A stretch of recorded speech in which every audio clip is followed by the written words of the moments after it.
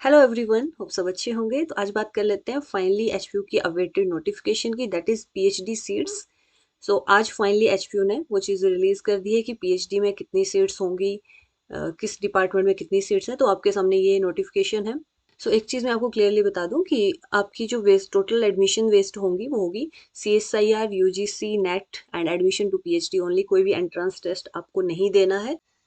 सो इस advertisement notice को detail में डिस्कस कर लेते हैं। तो यहाँ पे 3 कैटेगरी है आपके पास: CSIR, UGC, JRF, NET and admission to PhD only. जिनका भी जिस भी क्राइटेरिया में आपका क्वालिफिकेशन है उसके अकॉर्डिंग आपके पास यहाँ पे सीट्स दी हुई हैं। ठीक है, तो सबसे पहले चेकआउट कर लेते हैं department of chemistry. PhD in chemistry में टोटल आपके पास सीट्स हैं 15 सीट्स हैं, जहाँ पे 12 जो होंगी आपकी ओपन रहेंगी, यानी कि वो भी डिटेल में आगे कैटेगरी वाइज डिवाइड किया है, और सुपर न्यूमररी सीट्स होंगी। तो सबसे पहले जिनको पता नहीं है सुपर न्यूमररी सीट्स क्या होती है, वो आप यहाँ पे देख सकते हैं। जो wards of HP University students employees होते हैं, sorry, HP University teachers and college teacher affiliated to HP University. और साथ में एक कैटेगरी और होती है जो फॉरेन स्टूडेंट्स होते हैं जो पीएचडी करना चाहते हैं, तो वो सारे इस सीट्स के अंदर, इन सीट्स के अंदर आते हैं। बाकी आप जनरल कैटेगरी के हैं तो आपका 10 है, और एससी की जो कैटेगरी है उसके अकॉर्डिंग 2 सीट्स अवेलेबल हैं। स्पेशलाइजेशन भी इन्होंने मेंशन करी है। इनऑर्गेनिक केमिस्ट्री में 6 सीट्स हैं, ऑर्गेनिक में 4 हैं, फिजिकल केमिस्ट्री में 2 सीट्स हैं।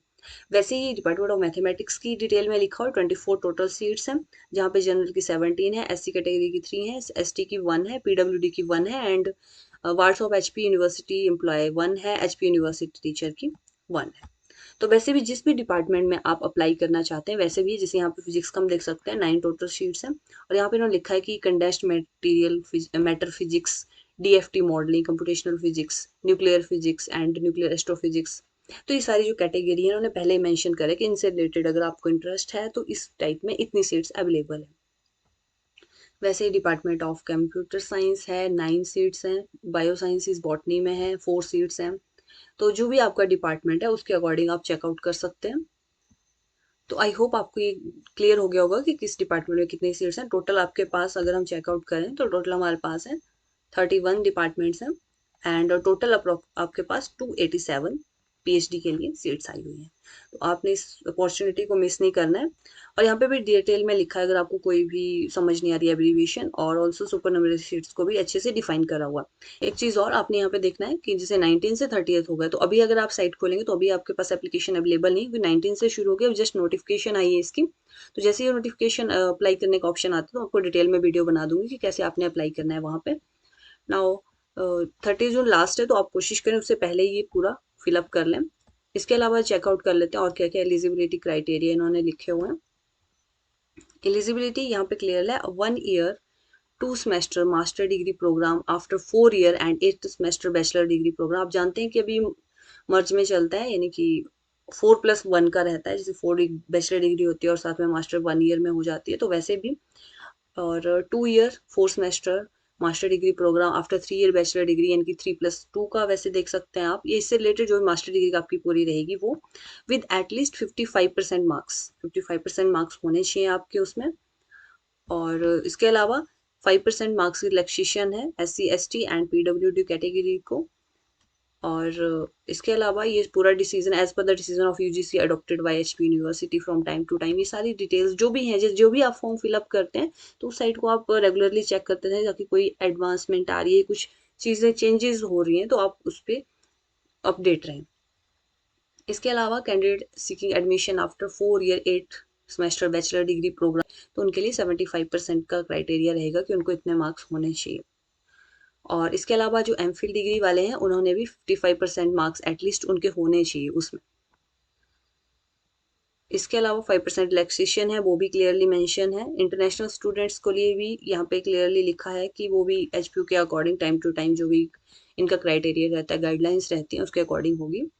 इसके बाद मेन आते हैं प्रोसीजर फॉर एडमिशन की, कैसे प्रोसीजर रहेगा। तो आपको अगर जेआरएफ क्वालिफाइड है, नेट सेक्शन में क्वालिफाइड है, या एडमिशन टू पीएचडी ओनली में क्वालिफाइड, 20% मार्क्स आपके वहाँ से लग जाएंगे। इसके अलावा जो वेटेज ऑफ इंटरव्यू रहेगा वो रहेगा आपका किसी हिसाब से डिवाइड किया हुआ है, वो यहाँ पे देख लेते हैं। नंबर 1 है 10%। अगेन जो 10% मार्क्स जो आपके वेटेज इसकी जेआरएफ नेट और एडमिशन जो पीएचडी ओनली इस सेक्शन में हुई है, तो वहाँ से 10% आपके डायरेक्ट मार्क्स वहाँ से लग जाएंगे। पीजी में 5% मार्क्स जो होंगे आपके पीजी डिग्री में जो मार्क्स रहेंगे उनमें से लगेंगे। रिसर्च प्रपोजल जो आप बनाएंगे उसके 5 मार्क्स रहेंगे।